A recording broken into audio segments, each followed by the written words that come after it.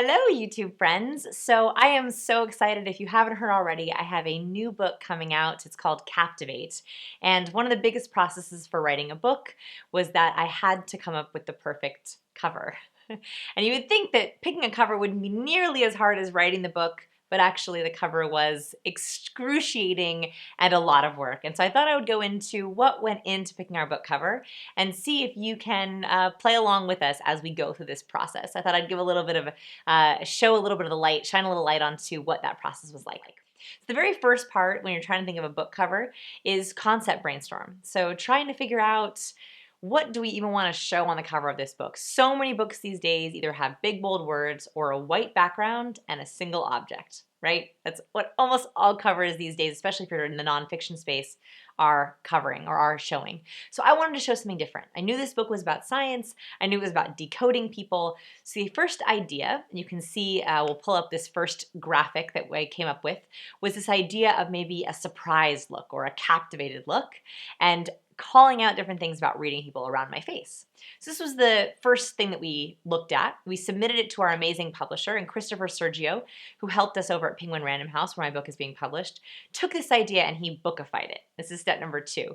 So he turned that into an actual cover. So we really liked it. I was really pleased. It was a photo that Maggie Kirkland actually originally took, my amazing photographer at Honeysuckle Photography. And we took this photo and we're like, let's try to refine this photo. It's only one photo that we have. Let's try to do a new shoot. So we took over 991 photos trying to get the right photo. It was a long day. And we got a bunch of different pictures. Here's a sampling of just some of those pictures that we got. We did full body and just face, fake wind. Oh yeah, we had the whole thing.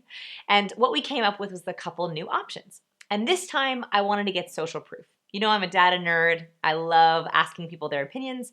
So we took a couple of options and we asked people, what option do you like best? And so we started to get people to vote on these different options. And Penguin Random House was amazing. They actually put real research behind this. They got readers to vote on their favorite covers. Maybe some of you even voted on my social media channels of which your favorite covers were. Now the results came back after we asked thousands of people about their reactions on the cover, and we found that people they liked it, they were captivated, but something was missing. And I realized that we wanted to use micro expressions on our cover. As you can see, all these photos we're showing you are different micro expressions.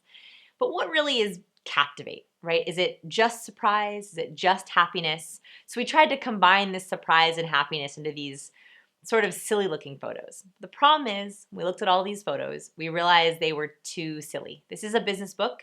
It's a book for leveling up confidence, and we use a lot of science. So we realized this kind of happy-go-lucky look was captivating, but a little bit too goofy and not serious enough. So the very last thing that we did is I went and I did a gut check, and I was like, something about this isn't right. And so I was like, what about an image that's more serious, that's taking us more seriously?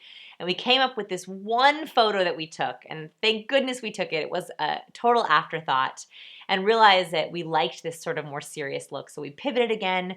Christopher came up with another mock-up for us, and we came up with what you see in front of you. Now, there was still little tweaks that we had left. We changed around the colors. I'm big into color psychology, and I wanted blue, that nice, loyal, wise color. So we made everything blue, made it turn into blue and white, which are real solid colors for a book.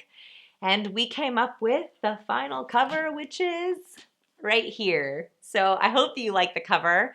It was a labor of love. I want to thank everyone at Penguin Random House for helping with this cover. And I hope that the cover intrigues you, or dare I say, captivates you enough to want to go check it out.